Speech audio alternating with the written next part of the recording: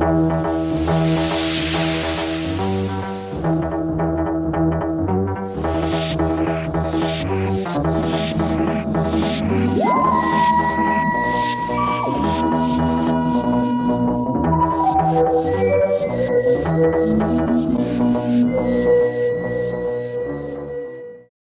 1 of the original run of Doctor Who is the brainchild created through the sheer passion of those involved: Verity Lambert, Sidney Newman, Donald Wilson, David Whittaker, and of course William Hartnell, as well as others such as Terry Nation and Wallace Hussein.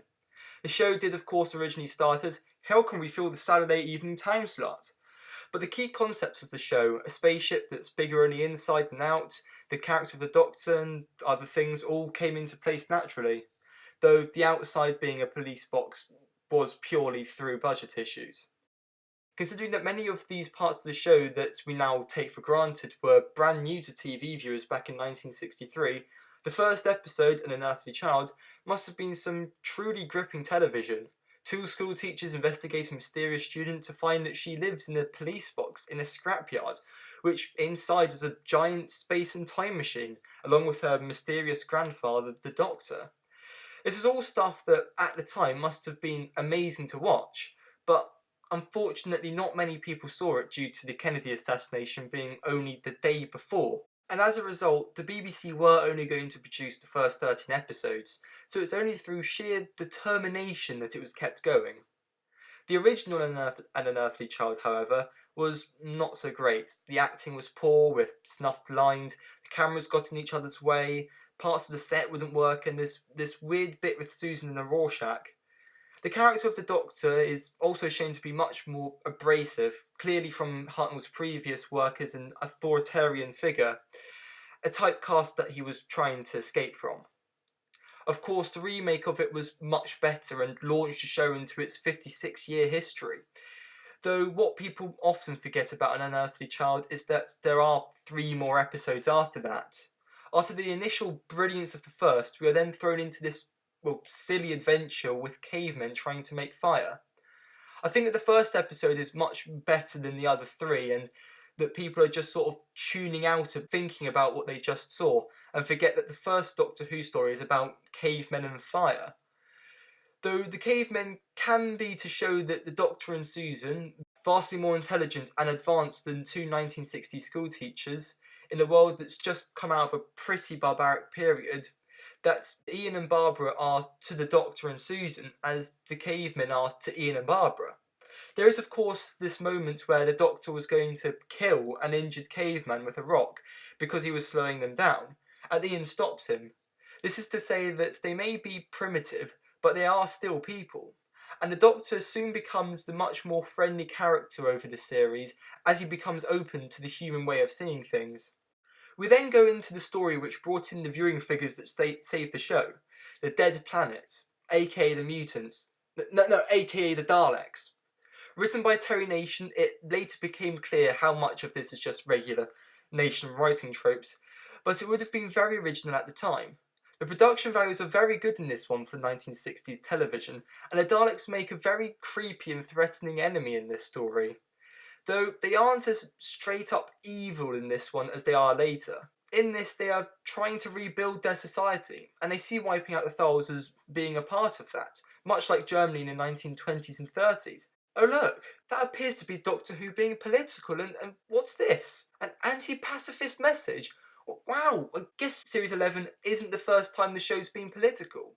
The main problem with this story is that it drags on a lot through the latter part of the story and becomes fairly boring towards the end, but that's not to say that it's not still a brilliant watch. We then get onto the money-saving 2-parter, The Edge of Destruction. This is a small bottle episode and not much really happens. It tries to explore the characters' psychology by making them all go weird and threaten to kill each other. In the end, the main villain of the story was a broken spring and they all move on. It's a decent story, but it's really just filler whilst they try to fill out the 13 episodes that they were commissioned to do.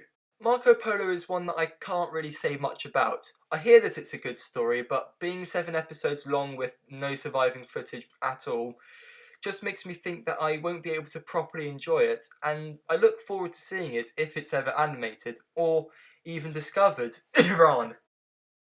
The Keys of Marinus is Nation's second contribution to the show, and it has the long adventure approach to it again. There are some interesting ideas to this one, but they are all rushed over for the wider story, which viewers at the time would have definitely forgotten over its 6-week run.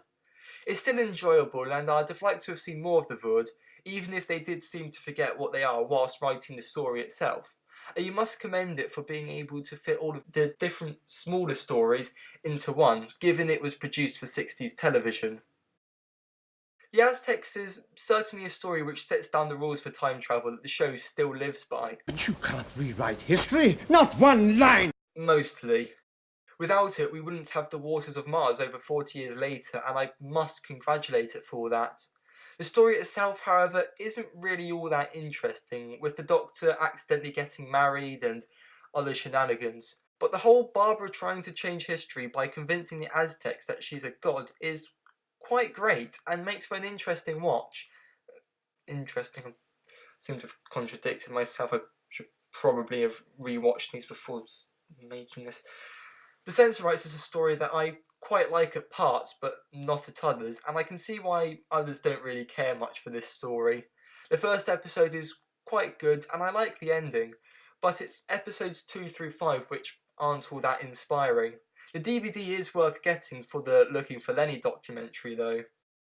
Then we're finally at the Reign of Terror, one of the 2 Hartnell stories to have been animated, and the animation isn't really that great. The story's about the French Revolution, something that I don't really know much about, and as a result I don't really connect with this story.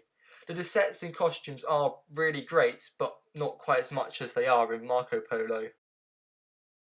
So season 1 is a season that gets a lot of praise, mainly as it is where the show that we've all come to love originated from, but I'd say that there has definitely been much better since. The show was originally meant to be an educational family show at this point, with no bag-eyed monsters, as Sidney Newman called them, and this shows as the season just feels much more mundane, and other than the Daleks, doesn't really have the trademark hide behind the sofa feel to it. There is a lot of room for it to improve though. On the other hand, the performances by the lead actors and the production values for 60s TV on its budget are great, and the hard work and dedication of those involved is truly amazing, and what made this show such a success. This is beautifully shown in the TV movie An Adventure in Space and Time, which I could not recommend more. If you haven't seen it, you really need to. So whilst there are certain elements missing from the first season, it is still amazing that it managed to be as great as it is, and sets the way for the show for many, many years to come.